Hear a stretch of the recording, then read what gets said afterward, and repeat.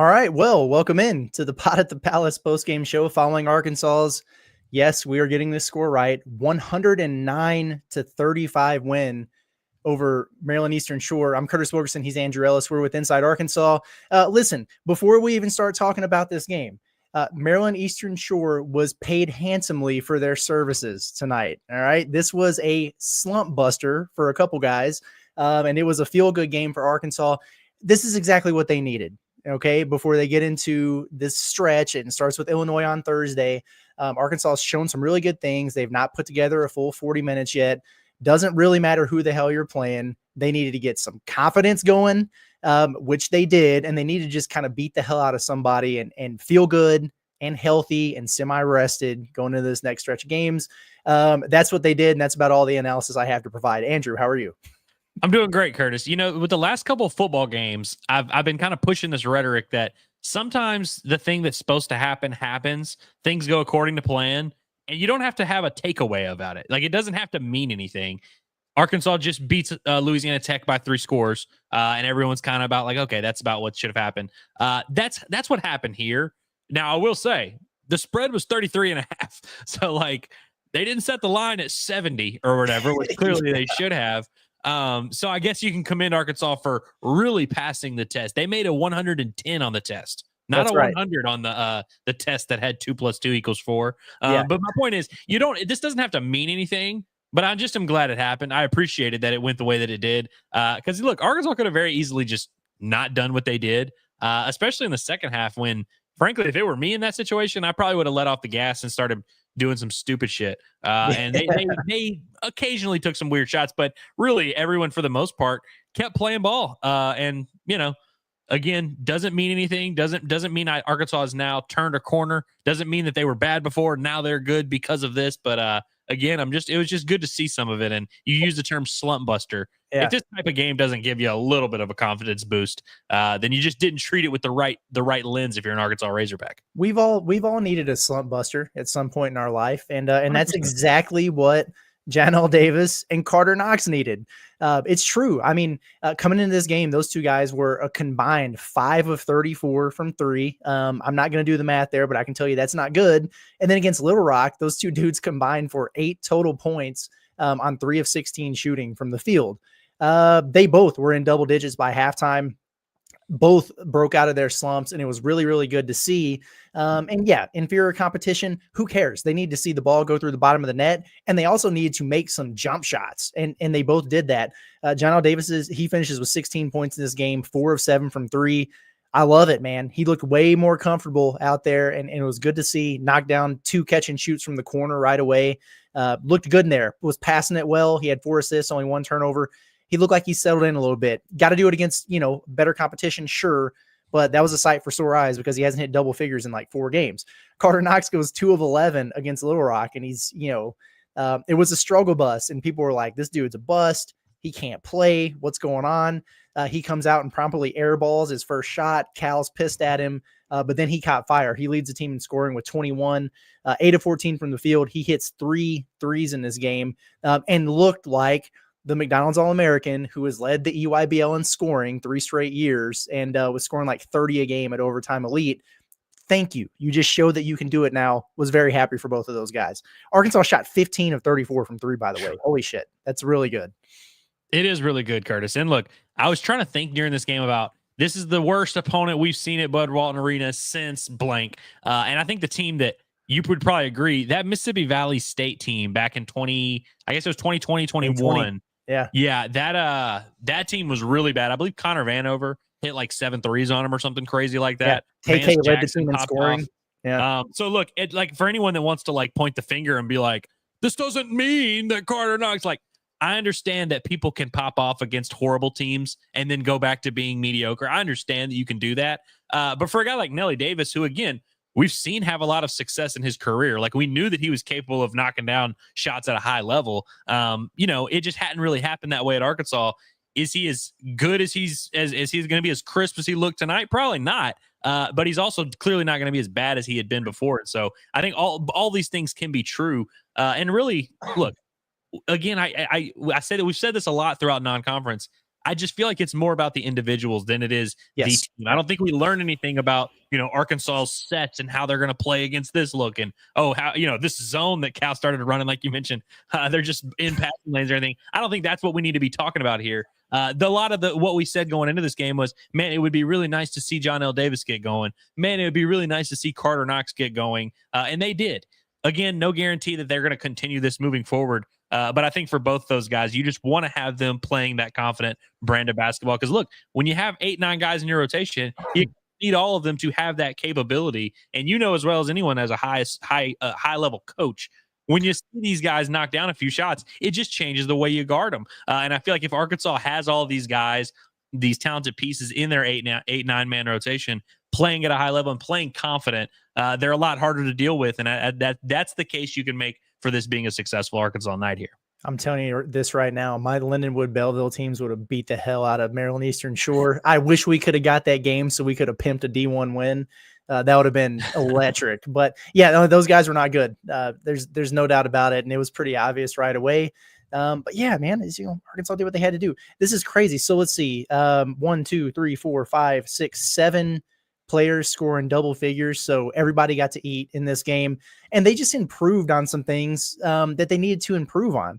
Kind of had like backslid a little bit from 3. They were under 30% against Little Rock. Like I mentioned, 15 to 34, that's 44%. Very good. They had 12 assists and 19 turnovers against Little Rock, 23 assists and only 4 turnovers in this game, which you look at the score and you're like, okay, of course they wouldn't have turned the ball over, but it's kind of like you mentioned, it would be very easy in a game like this to kind of get sloppy and casual and nonchalant. And they really didn't do that much of that. And so that was good to see too. You get Trevin Brazil back, which was good. It was interesting because kind of had a hunch that he was going to wind up playing in this game and give him some minutes. And what did he do? He finished with played 12 minutes, got 2 points, 2 boards. His 2 points were allowed though with that alley-oop. Like he had to stretch that 7'4" wingspan about as far as it could go to throw that dunk down.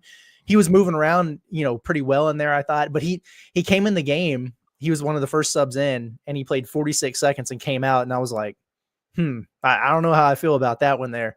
But he got back in there and got some cardio. And that's all he really needed, honestly, because you're going to need him on Thursday to probably give you more than 12 minutes. People are going to ask about Jonas Aidoo. I was told a couple hours, that's not true, earlier this morning, I guess it was, so several hours before the game, that there was a chance that he could play. I mean, I really think if they played Illinois today, he would have been out there, but I don't know what that looks like is what I'll tell you. So as of right now, I would say that there's a decent chance that we see him against Illinois, but is it the Jonas Aidoo we saw against Baylor and some of these other teams? Because that doesn't really do you any good. The question is, how much healthier is he than he was the last time we saw him out there? I don't know. We'll see. Man, that was it was entertaining for me, at least. It was definitely entertaining for me, at least. And Curtis, you mentioned only the 4 turnovers, which, look, no matter who you're playing, like that's a number you're going to be excited about, especially because, like you said, I really wouldn't have held it against this team, especially given some of the themes that we've seen so far in the early going. I mean, against TCU, they clearly run out of gas. I felt even in the Little Rock game, really ran out of gas after bursting out of the gates there. So it really would not have surprised me. I wouldn't have even batted an eye had Arkansas just really yucked it up in the second half and, made some dumb mistakes and really ran out of gas. But I even wrote them down, Curtis, because I got so bored. I was taking notes right after the under 8 timeout. Aidoo Thiero just made a play on the defensive end or the offensive end where he's on the glass and just out hustled everyone on the floor. And look, I'm not trying to make a big deal. It's like someone picking up a piece of trash and putting it in a trash can. We always try to act like that's very noble. But look, I really do think that's cool that you have a Aidoo Thiero who, by the way, had his lowest point total of the year,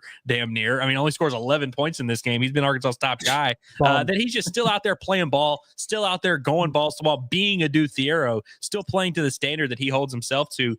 Carter Knox made a couple of those plays down the stretch too. I really liked him him on the glass making plays. Because look, when you're not knocking down shots, you better be on the glass because you got to affect the game some way. When you're knocking down some shots, Curtis, how many times do you see the guy who's he's got 35 points, but he's kind of just half-assing it everywhere else. Right. In games like this, these are opportunities to do that. You can get away with doing that. So I'm not trying to give Arkansas awards for not doing that, for not mailing it in. But honestly, I thought it was encouraging to see. Like, it was just delightful that they really gave us something that we didn't have to analyze. It's Yeah. just kind of what we were supposed to do, put belt to ass. We did it.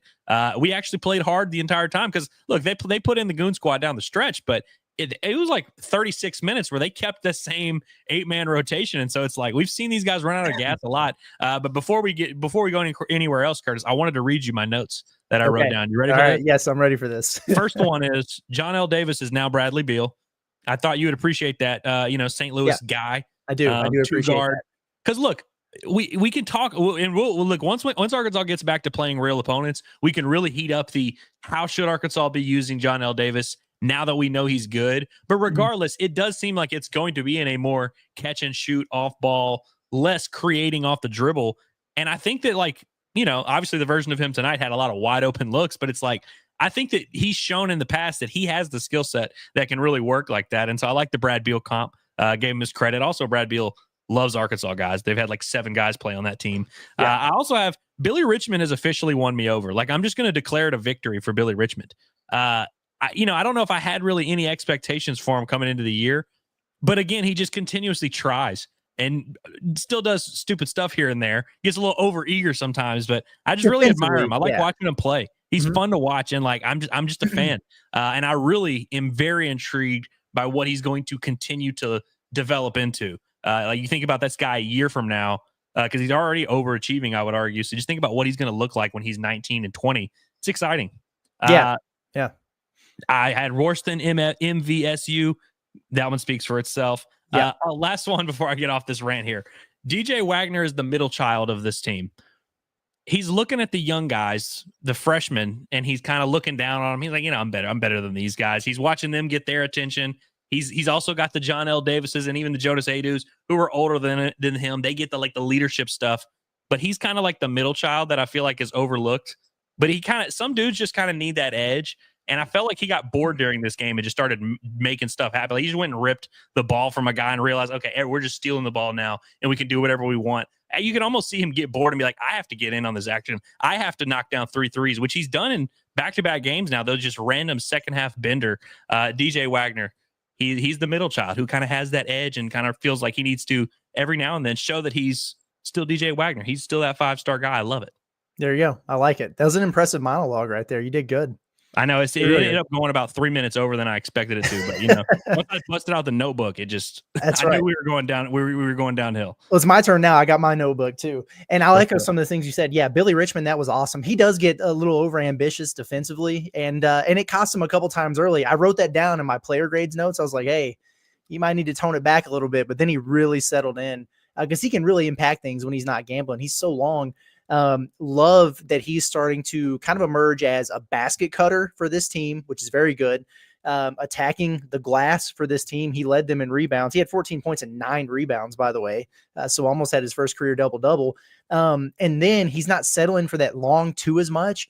And because he's so long and explosive, his first step, that he can get to the rim whenever he wants. And so he's being a little bit more active with that, which was really, really good to see. A few things. They put the 4, I want to say walk-ons, but not really walk-ons, but like the 4 guys who have never played in the game. So it was Aiden Kelly, Kareem Watkins, Melo Sanchez, and Cash Chavis. Shout out to Cash for getting his first career points. But that means like one guy had to be in there with them. And I was like, who the hell is it going to be? It was Carter Knox playing center in there for the last couple of minutes. That was funny, whatever. But it's like, hey, dude, you were so bad in these previous games. Now you're leading the team in scoring, but you're not going to get the big head. We're going to keep you in here with the walk-ons at the end of the game. So that was cool. Yes, Arkansas did go into a zone in the second half. All that tells me is that John Calipari wasn't lying when he said that they put it in and they had been working on it. It looked really good against Maryland Eastern Shore. I will say, I don't think they're ever really going to use it, but if they did, they have the type of athletes to be really disruptive at the top with that. Thero was just a freaking menace in there. But a couple things that I liked. Big Z, first of all, he ditched the headband.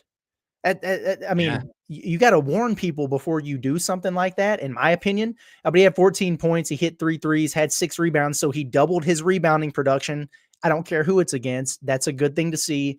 And he continues to shoot like 50% from 3. Very good. You mentioned DJ Wagner and his 3-pointers. That's 3 games now where DJ has hit multiple threes and he's shooting them at a high clip. very, very encouraging, considering I'm pretty sure he airballed his first one just like randomly at the beginning of the game. And I was like, oh, so we're going to do this inconsistent thing. That was really good. Aidoo Thero, we talked about only 11 points in this game, but he dominated in so many different ways. 5 assists, which is good, but he had 5 turnovers in the last game, and then he cut that down to 1 in this one. Boogie Flan had 4 turnovers in the last game. He had 0 from the point guard position, 6 assists, no turnovers, 16 points. So all of these guys just kind of, if they sucked at something in the last game, they kind of flipped the switch and improved on it in this one. My point being, you should have a good amount of confidence. You're going to have some good film. You're going to sleep good tonight. And you're going to be feeling pretty good about yourself going in this Illinois game, which they needed, because had they played Illinois tonight, like after that Little Rock game and that run at home, I would have been like, I don't know how I feel about this. I still don't know how I feel about it given the Aidoo situation, but I feel better than I did a couple of days ago, despite who they played tonight. I'll tell you what I really want to, Boogie Flan, we can honestly just like, every single one of these post games could be just an ode to Boogie Flan. He's unreal, just consistently awesome. But I want to give him a lot of credit because he was 5 for 7 tonight. And we've seen him do stuff like this in games against actual teams with pulses. But in a game like today, like realistically, Curtis, if you were in Boogie Flan's shoes and you had the abilities that he had in a game like this, wouldn't you just want to put up like 45? Because he could have scored at pretty much will. He could have just looked for his own shot and just absolutely killed these guys for 40 minutes.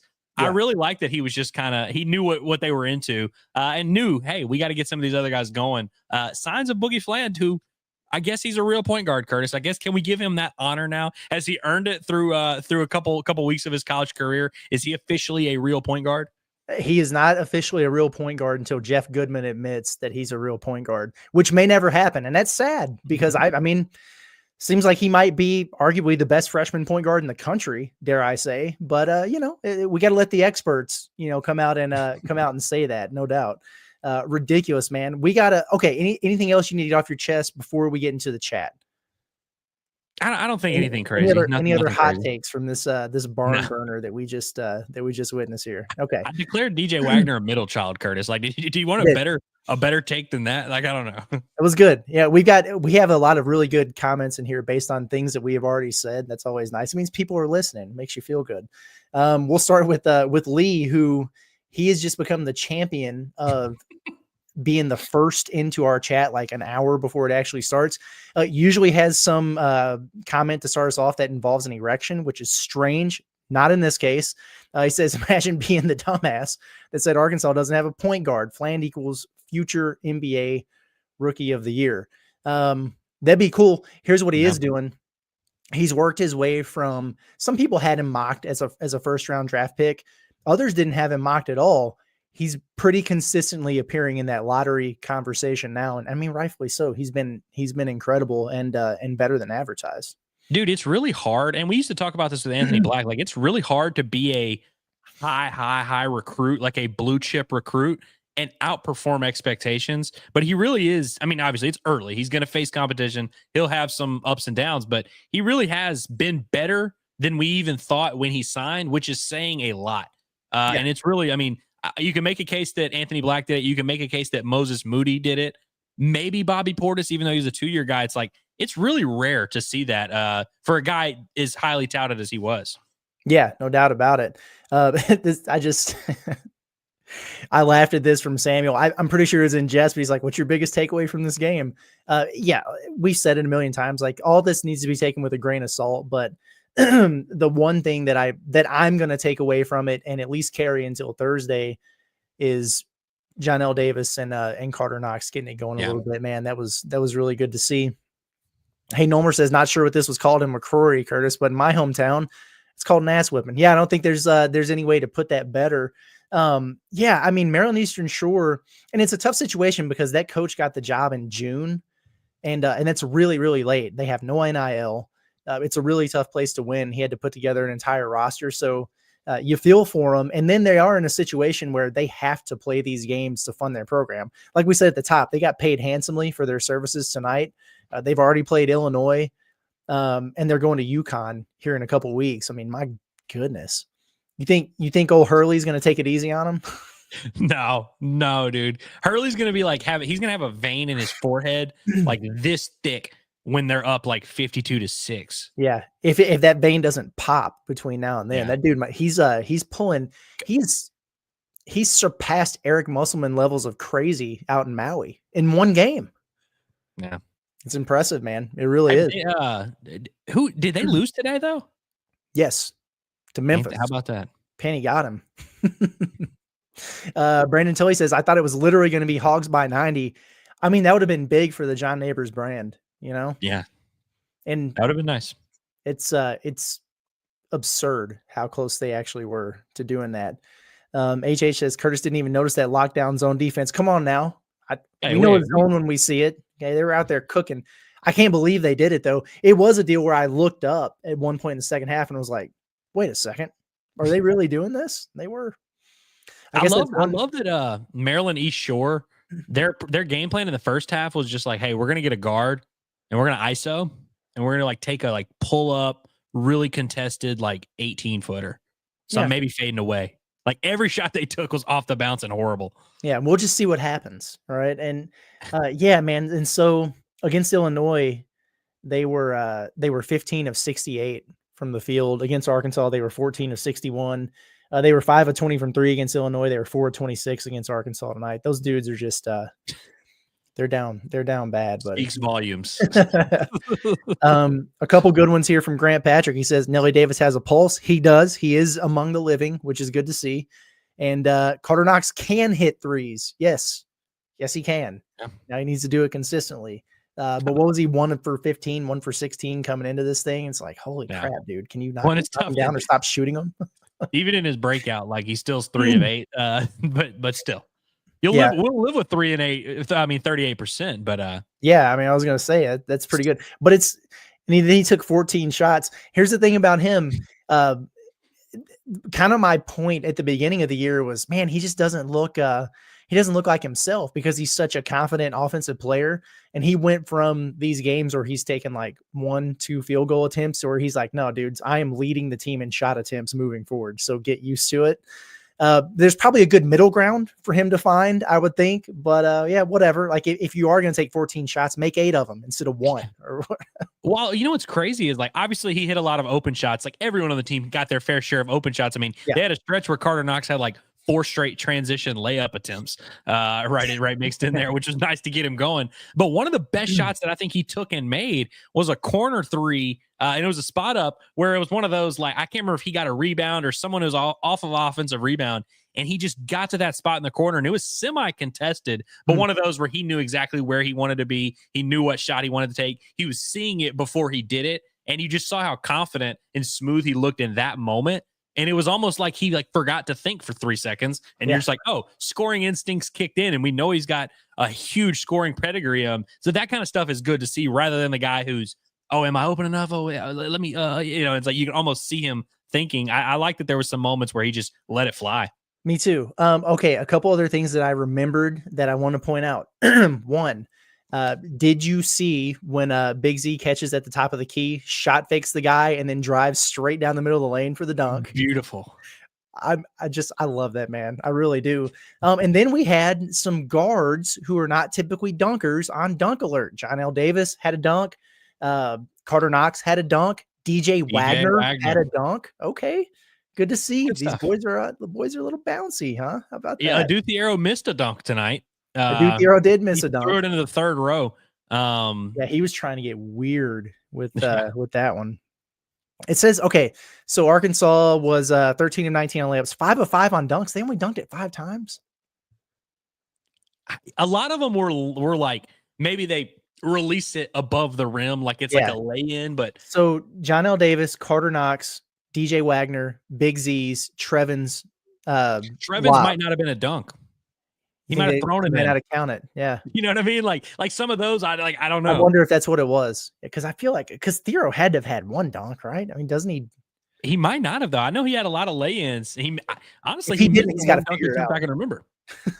Yeah, that's funny, man. Let's see. Where was I? Caden says, I hope Illinois plays the same they played against this team. I didn't watch that game. You watched a little bit of that, right, when it happened? Yeah. I mean, they beat him by 47, which is underwhelming given what just happened. But they were they shot 10 of 40 from three. I cannot believe at the time I couldn't believe they shot 43s against a team like that. But I look at Arkansas and they shot 34 in this game, and I never felt like they were just chucking it. It was just one of those games, you know. I mean, it's just it just seems like Maryland East Shore, they're just like content, which why would you not be? It felt like anytime Arkansas had a line drive to the basket, they would get it. Yeah. Hayden's got a great point here. He says Cash Chavis is this team's backbone. I think there was who was it that would definitely agree with you? That was very adamant that Jeff would definitely agree. Yeah, had to get Cash going, and we've seen it now. He's on the board, and it's only up from here. He did enter the game and immediately turn it over, and I was like, "Come on, guy! Like you just got your chance," but he got the bucket. So he had a missed layup that looked really, really good, though. He did. It was I think it was like an up and under or something. He had to switch, but it was and I say that like not even jokingly. It was it looked impressive. Most of them got shots up. Kareem Watkins is the one that didn't get a shot up, but he did get a rebound, and he's like by far the smallest guy on the roster. But yeah, I mean, Aiden Kelly got 2 shots up. He didn't make one. Cash got 1 for 3 in just a couple minutes there, and then Melo Sanchez put up a 3. I did not see him take a 3. I've got horrible news to report to you. Uh-oh. What do we got? Chin Coleman has arrived at the press conference. No way. No way. Cal's not doing that. Once it got above 70, he said, I'm out. Nope. Chin, you take it. I got to bust his balls now. I said as long as he did the post games, I didn't care. So we didn't get a pregame for this. And then Chin didn't get a post game. Wow. They have to. That means they have to. They have to do a John Calipari and player preview Illinois. That's what we need to see. Yeah, I mean, but also like they kind of have a built-in excuse with Thanksgiving for not do one for that. Gosh, because they'll travel Wednesday, right? Well, yeah. So it better be tomorrow. I'm in shambles right now. This is crazy. No, yeah, it's tough. Let's see. Camo Gang says, guys got to build confidence moving forward. Agreed. That's what this was about. Getting a little confidence going, feel good about yourself. Grant says, do you think Aidoo is going to be good to go for Illinois? Talked about that a little bit.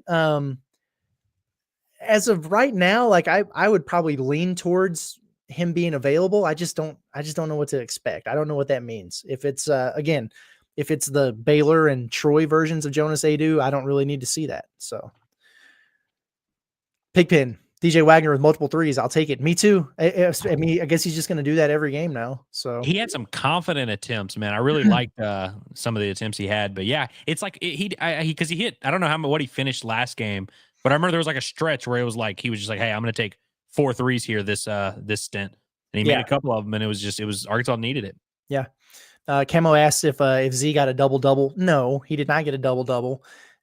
He got 14 points. He had 6 rebounds. He doubled his rebounding total from the season. He's averaging 3 a game coming into the year. He got 6 on this one, so that was nice. Still needs 3 blocks as well. Okay, he did get 3 blocks. Angel says, I feel much better about the Taco Bell I ate. I only started that because I ate Taco Bell after the Little Rock post-game show that we did a few days ago. It was like 1:00 in the morning. Bad decision. Never again. JP Sullivan, this team was bad, but the bottom line is Knox and Davis still could have missed everything. This is true. I think this team needed the boost to their confidence.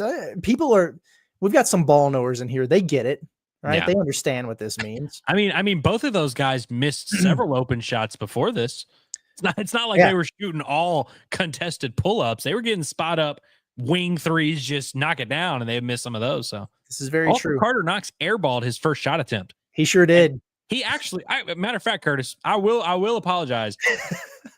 I texted the group, the Inside Arkansas group message, and said Fort Knox ain't letting shit get through the net. Yep. Fort Knox is known for its strong defense, and so Carter Knox, being Fort Knox, wasn't getting anything in. But you know, he needed that push. He did. Yeah, he got it going a little bit. I wanted to see what you think about this because I saw it floating around on Twitter a little bit, and maybe it came from Arkansas. He says Billy Richmond equals Darius Hall, but a lot more controlled. I remember freshman Darius Hall, and I've heard I've heard worse comps, actually. Not as physically big, like weight wise, although Billy Richmond's a little bit bigger than I think we give him credit for because he's so freaking long. But that's kind of an interesting comp. I remember how excited I was about the potential of sophomore Darius Hall, and then we didn't get it. And then he wound up not really, where did he go? DePaul or whatever. Yeah, and DePaul's where he ended up. I'm glad, like, let's just, before we even continue this comp, we have to acknowledge that Darius Hall refused to develop at all throughout his career, which was tough because, again, his freshman year, he looked like, kind of like Billy Richmond looks right now, like a nice little lump of clay that you could kind of see the vision of, oh man, he's got some defense. He's really good athlete. He's good around the rim. You get the jump shot every now and then. He'll accidentally hit a jumper. It's like, oh, you see the vision, and then it just never really progressed past that for Darius Hall. But I really remember the same as you. I remember feeling so confident when he first started cracking the rotation and started games in SEC play. And Mike Anderson would always like pull him aside for one-on-one. You could tell he was like really trying to kind of guide him. And I had so much like faith that Darius Hall was going to end up being awesome. And I feel like Billy Richmond is our second chance, Yeah.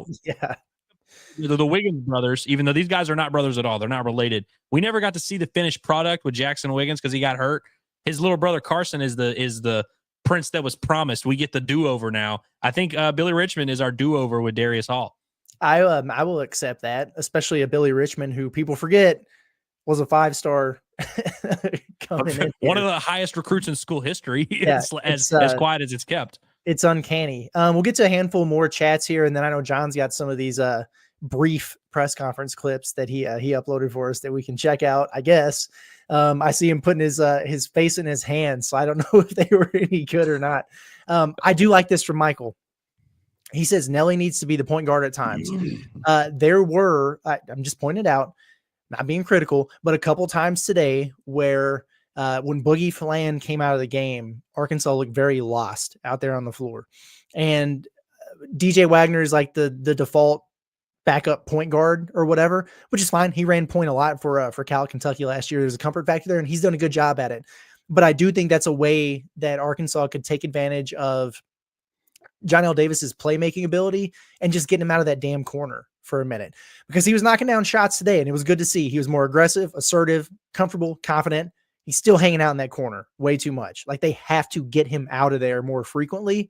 Otherwise he just becomes a catch and shoot guy, and he's capable of being so much more than that.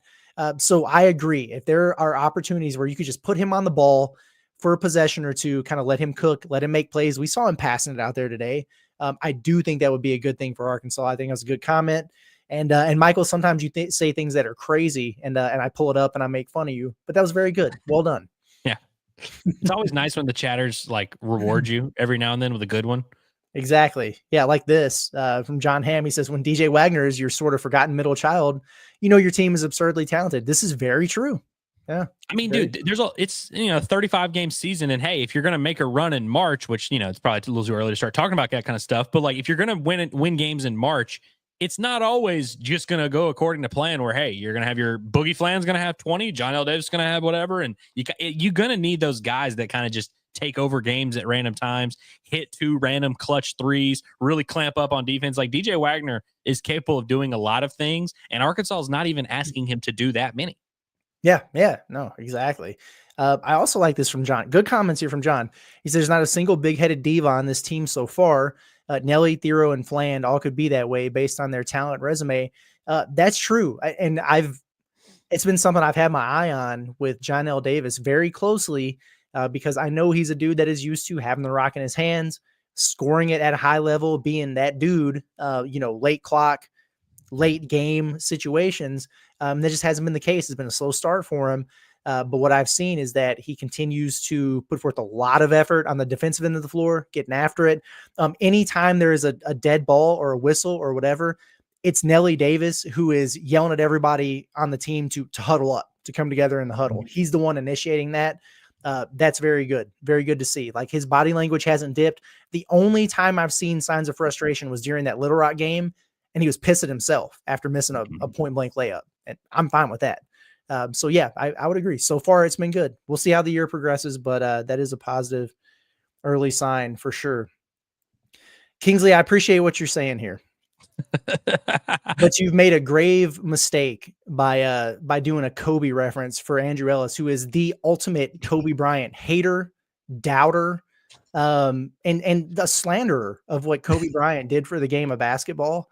You're gonna have to come up with something better. I mean, if that means like if this has to be he can be LeBron since that's his guy, the only basketball player that's ever walked the face of the earth. I can be, Ilgauskas or something like the constant in the paint from his early years, if that's what we got to do. I think you're Mo Williams, that one All-Star team that Mo Williams had with the Cavs. I think we'll give you that at least. Or maybe Ray Allen, on those teams, just bail LeBron out.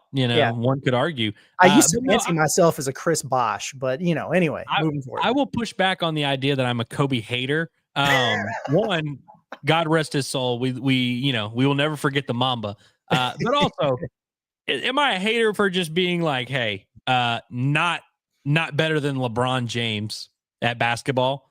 Because if that's being a hater, then that means I'm a hater of like several billion people throughout civilization, Curtis. That means I'm a hater on literally every single person, including Michael Jordan himself. Wow. And so that, I don't think I'm a hater of every single basketball player, I don't know, man. I don't know. We've had some debates about this that have been a lot of fun, quite honestly. Also from Kingsley. Yeah. This is update is officially released from Doctor's Care today. No more appointments. Thanks to the chat for the prayers. Thanks to the guys for putting out crazy good content to get me through. God is good. Very, very happy to hear that, man. Happy that you're doing well. Happy that you're back home chilling with the fam and continue that recovery, my man. That's very good news. Happy to hear that. Oh yeah, man. Wow. Grant, Billy Richmond equals Herb Jones without the jumper. Well, hey, Herb Jones had to develop that sucker. I was going to say, he didn't have the jumper at this stage. So that's, So we're saying future SEC player of the year, Billy Richmond. But dude, Herb Jones, I have a lot of Pelicans fans in my life. People, they love Herb Jones, man. One of those guys that just kind of does everything right. That's a great comp, actually. Yeah, it's optimistic for anybody to be that good. But Herb Jones was another consistent overachiever, and Herb Jones is never going to be a go-to offensive player, and I don't think Billy Richmond is. But that really inspired me. I like that. Exactly. I saw a comment about the crowd. It was unrelated, but I did just want to point out that tonight's crowd for Maryland Eastern Shore was better than last Monday's crowd for Pacific. It was. And they also did some creative things, which I like to see. There were no students there. They all went home. They got class tomorrow. They don't give a damn. It's the holiday weekend. And a lot of people, I understand, it's like, am I going to travel to Fayetteville to watch them play Maryland Eastern Shore, or I need to save that gas money to go travel to wherever to see the family for Thanksgiving? I get it. Didn't expect a big crowd, but it was better than it was against Pacific. And they also brought in, it looked like a couple high school, like maybe football teams or something. Like they were all wearing their Letterman jackets and came in there and sat down. That was a couple hundred extra people, which was good to see, but it was a pretty good crowd. And all things considered, and it was fairly lively. I say pretty good crowd. Better than last Monday. It was not a good crowd, but it exceeded my expectations because I thought it was going to be a freaking ghost town, and I wasn't going to complain about it, but it was better than I thought it would be. So that was, we gave them a pass on today's Inside Arkansas Live. Because we've been talking a lot about the crowd stuff. We've been billed as like, the guys who have created this controversy or whatever, but like really we talked about it, but we were giving them we were like, hey, there's no shame in not showing up to this one. And they outperformed it. How about that? Yeah, exactly. Okay, let's see what our man Chin Coleman had to say. We got a handful of things here. It looks like he did speak on John L. Davis getting it going a little bit. Let's see if he said anything cool. And we also got to check his drip because he's usually the best dressed guy on the staff. You're down. You. Okay, we're going back to it. You're down a little bit, obviously, because Carter is a hard critic on himself. Right, himself. He wants to make shots. He wants to be a contributor on the offensive end. He probably fuels his tank a little bit more than he needs to on the offensive side, right? But that's what fuels his tank. We need for him to think about other things, being first to the floor, defensive rebounding, offensive rebounding, getting somebody else's shot and not hunting shots and let some of them shots find him, right? Don't hunt the action. Let the action find him. And so that was something that we've been talking to him about. But it is good because we feel like for us to be where we think we can be and where we want to be, guys like him and John L. Davis got to play well for us. And if they are good, here's the thing, this is one of my favorite sayings. If everybody is good, no one has to be great, right? So we have a team that we feel like if everybody is good, we don't have to have someone go in the phone booth, put on a cape and be Superman. We got a good collective of guys that if everybody is good, no one player has to be great. So we need those two to be good. Let the record show that I said this was a Nelly Davis clip because it was labeled as a Nelly Davis clip. That is a producer error. But good stuff on Carter Knox, notwithstanding. Dude. Also, I love that whole if everyone is good, no one has to be great. That's a bar, man. I wish I had coined. I feel like my brain that's something I was like on the cusp of. Just couldn't quite come up with that. Ken Coleman, man, that was some good stuff. I'm going to use the hell out of that. Me too. I'm going to check. There's another video in here labeled Carter Knox, and I'm just going to see if maybe that's the John L. Davis video. These get clipped so fast that sometimes you just listen to the first couple seconds. You're like, oh, it's that one. So we'll see if this is actually fresh. So we've been talking about a rotation. Cal has been focusing on how do we get a rotation. We don't have to play guys 38 minutes, 36 minutes, because the fresh you are, the better you are, because we really play hard, right? We really play with intensity and we really play fast.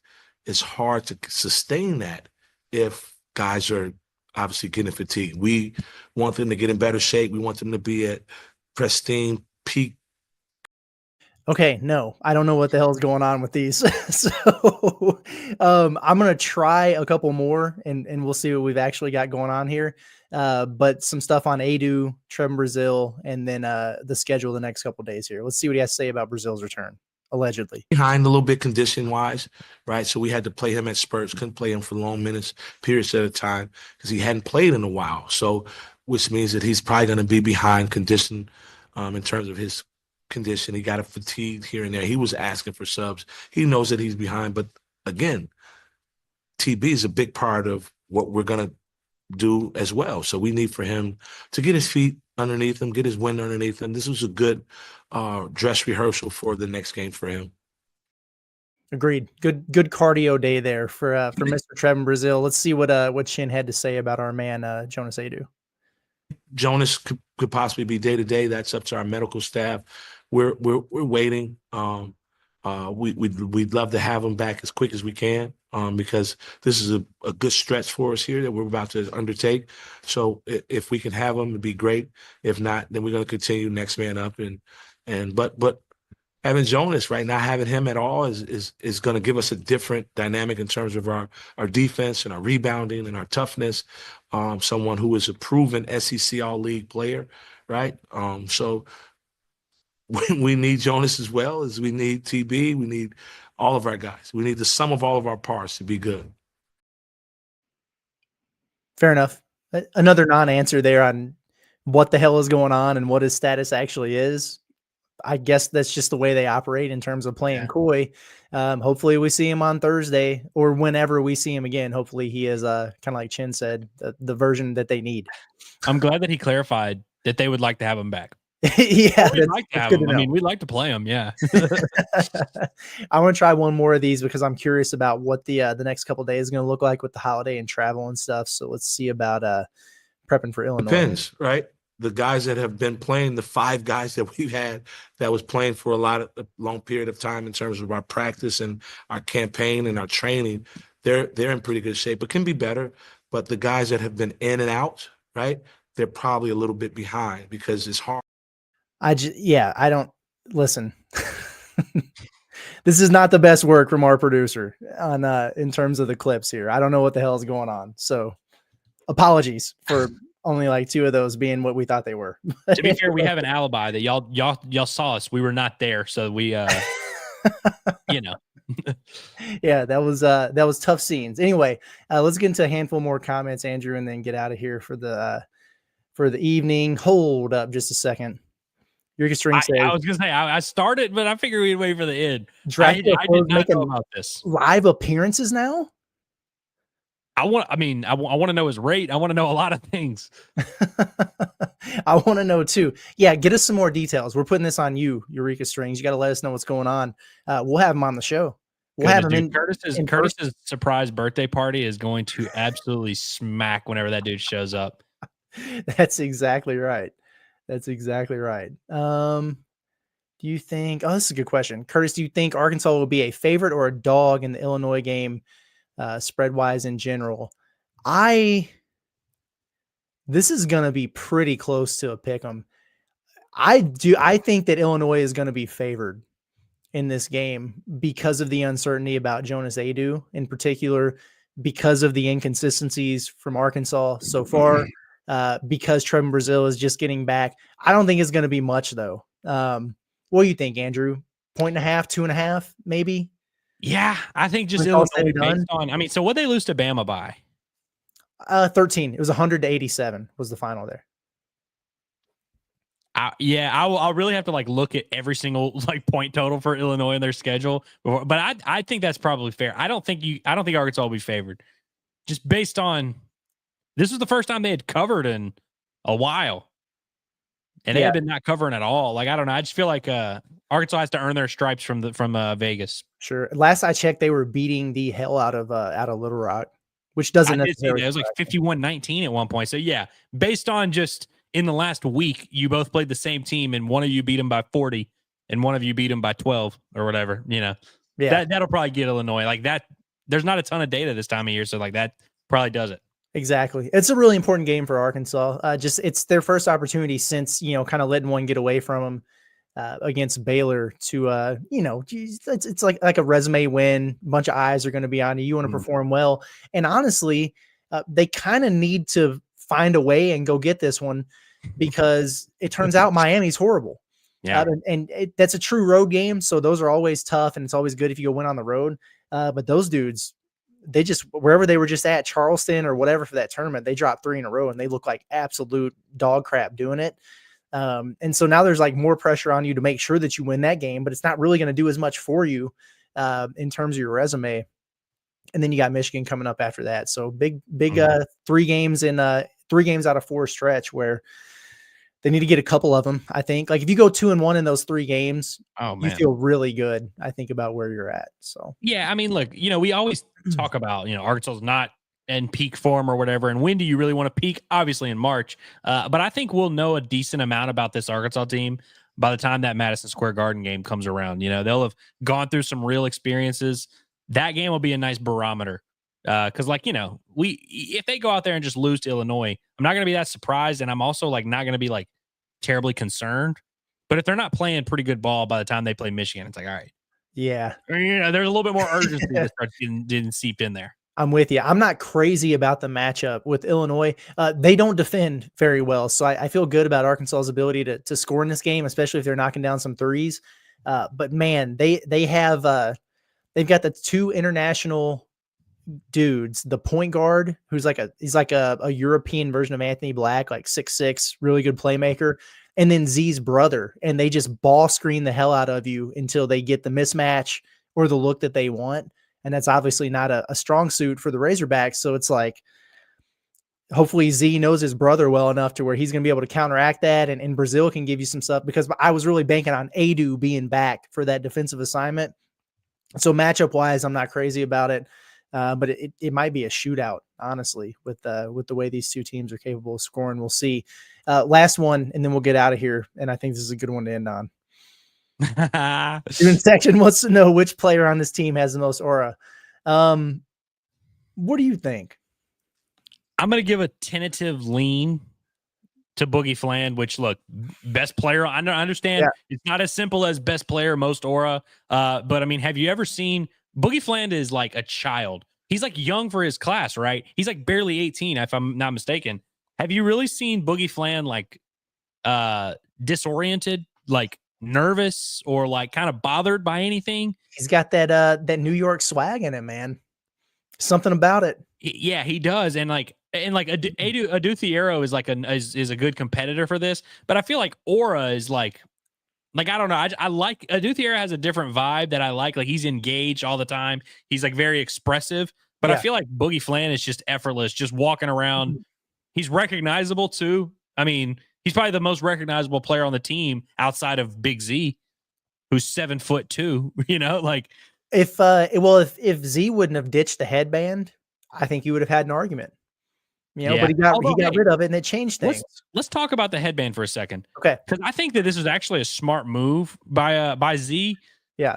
Because he really hadn't had a good game outside of the headband. Like if he had sucked in this game, I would have actually been concerned, because then it's like, okay, now it's like a Superman kryptonite thing. Like or like a Samson with his hair. You need the headband. Now he's got a sample size of Triumph without the headband and with it. So now he has it in his back pocket as a weapon when it's like, hey, Saturday against Bama or whatever, we really need that extra juice. You have it, but you don't need it. You don't need to waste it whenever you're playing UCA and Little Rock. That's right. No, I think I'm with you there. I think I am. I think he needs to wear it against his brother, though. Oh, yeah, for sure. Yeah, I really think he needs to do that. And I was worried because he missed his first 3 when he didn't have that thing on, but then he went back to back shortly after that. And I was like, okay. Same exact spot. I agree with Eureka Strings here, because some people said Thero with the aura. He is too nonchalant. Like he's too businesslike in his approach, and he's kind of intimidating with some of the things he can do athletically and physically.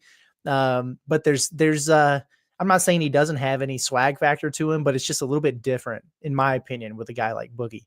I will say, Thero does have that chain that he wears, that AT3 chain. When he's wearing that, he's got, as the children would describe, as Riz and Aura. Yeah, there we go. I think we're done here. We done here? This was fun. I think we're done here, and I feel like we should be proud of the effort. Yeah, I'm proud of the effort.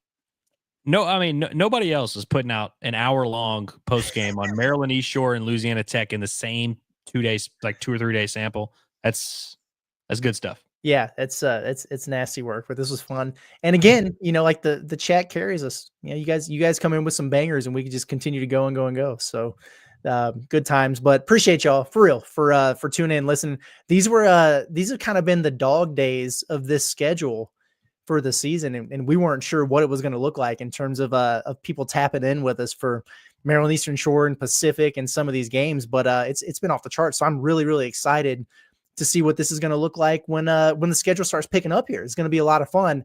And just so everybody knows, I know everybody's going to be doing their Thanksgiving thing. I will be in Kansas City for that game. My plan, internet, Wi-Fi in that arena cooperating, it's to go live immediately following that game. Nothing crazy. It's Thanksgiving, 20 minutes, whatever, to talk about this thing. So stay on the lookout for that. If you don't see me going live right afterwards, it means because the internet's crapped out in there. You never know in these arenas, but I will have plenty of stuff coming your way. But that's my plan. Last thing I want to say, shout out to everybody who listened today, because for real, like it really does mean a lot, and we appreciate that. And it's not lost on us. Everyone shows up when there's a huge win. You beat Tennessee in football. You beat Kentucky. Like those post-game streams, everyone will show up to that. But I feel like it's really special, the ones that are tapping in Little Rock, Maryland East Shore, tapping in on Thanksgiving Day, like the ones that are like with you for the full journey of the season. It makes it that much more rewarding in the end when you have those big moments, because y'all are here on this. It really is cool. Exactly.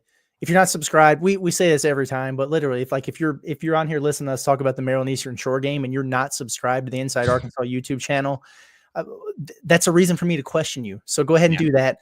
Hit the like button. We really appreciate it. It helps us out. And thanks again for tapping in with us. But we're going to get out of here. So for Andrew Ellis, Curtis Wilkerson, Inside Arkansas, and the Pot at the Palace, this is fun. We'll catch you guys next time. Everybody have a good one.